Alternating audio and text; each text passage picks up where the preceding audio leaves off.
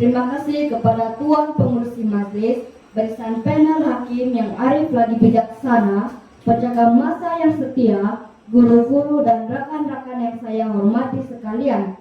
Selamat pagi dan salam sejahtera saya ucapkan. Pada pagi yang mulia ini, saya akan menyampaikan sebuah cerita yang bertajuk Kisah Batu Belah Batu Bertangkup, yaitu kisah batu belah bertangkup. Pada zaman dahulu kala, ada sepasang suami istri yang bernama Pak Melur dan Mak Tanjung yang bekerja sebagai petani di sebuah kampung.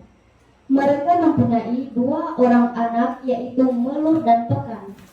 Pada suatu hari, Pak Melur jatuh sakit dan meninggal dunia.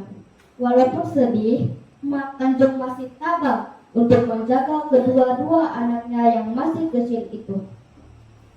Pada suatu hari, Mak Tanjung merasa teringin untuk makan telur ikan tembakul. Maka, dia pun pergi ke sungai berhampiran untuk mencari ikan tembakul. Dia bernasib baik karena berjaya menangkap seekor ikan tembakul. Dengan perasaan yang gembira, dia membawa ikan itu pulang ke rumah dan berpesan kepada Melur supaya memasak gulai.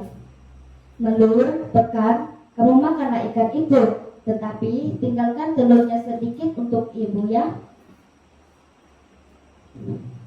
Pesan Mak Tanjung. Kedua-duanya pun mengangguk. Lalu Mak Tanjung pun keluar ke hutan untuk mencari sedikit ulam, sementara Melur memasak di dapur.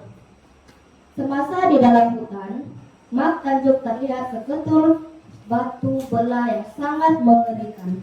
Dia teringat cerita-cerita orang tua yang mengatakan bahwa batu belah itu batu berpuaka. Ia akan terbuka jika lapar dan akan bertangkup semula setelah mendapat mangsanya. Dalam diam-diam, Mak Tanjung berpikir di dalam hatinya, siapakah pula yang akan menjadi mangsanya nanti?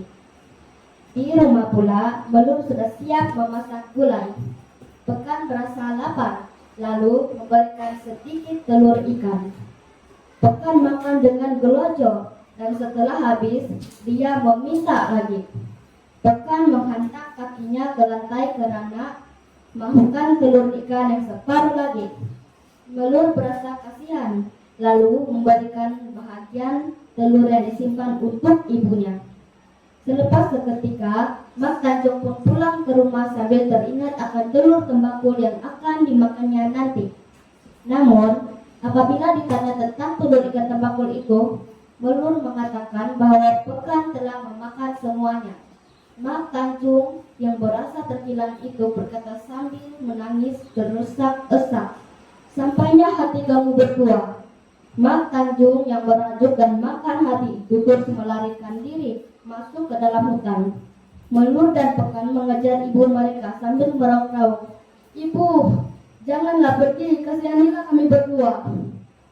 Si ibu itu tidak mau mendengar kata-kata anaknya dan terus berlari sehingga tiba di hadapan batu belah yang sangat besar. Dengan sedihnya, Mak Tanjung berkata, "Batu belah bataku, makanlah aku. Anak-anak aku tidak sayangkan aku lagi. Makanlah aku." Mak Tanjung pun melompat masuk ke dalamnya. Dengan cepatnya, ia bertangkup kembali dengan meninggalkan kesan darah di tepi mulutnya itu. Apabila Melur dan Pekan tiba di situ, ibu mereka sudah tiada lagi. Mereka meraung-raung dan menangis, lalu tertidur di situ. Melur memimpikan satu mimpi yang aneh, di mana ibunya telah meninggalkannya biji telur ayam. Ibunya meminta Melur menjaga telur itu karena ia akan membawa nasib yang baik untuk mereka kelak. Apabila terjaga, esokan paginya Melur benar-benar tertimpa sebiji telur ayam di sisinya. Hadirin sekalian, daripada kisah batu belah batu bertangkup yang telah saya ceritakan tadi, pengajaran yang boleh kita perolehi berdasarkan cerita ini ialah: pertama, sebagai anak kita hendaklah menghormati ibu bapak karena Mereka lah yang telah melahirkan dan mendidik kita sejak dari kecil lagi dan menunjukkan rasa kasih sayang antara adik-beradik. Selain itu, kita hendaklah meminta izin dan kebenaran terlebih dahulu sebelum mengambil hak orang lain. Sekian sahaja daripada saya. Sekian, terima kasih.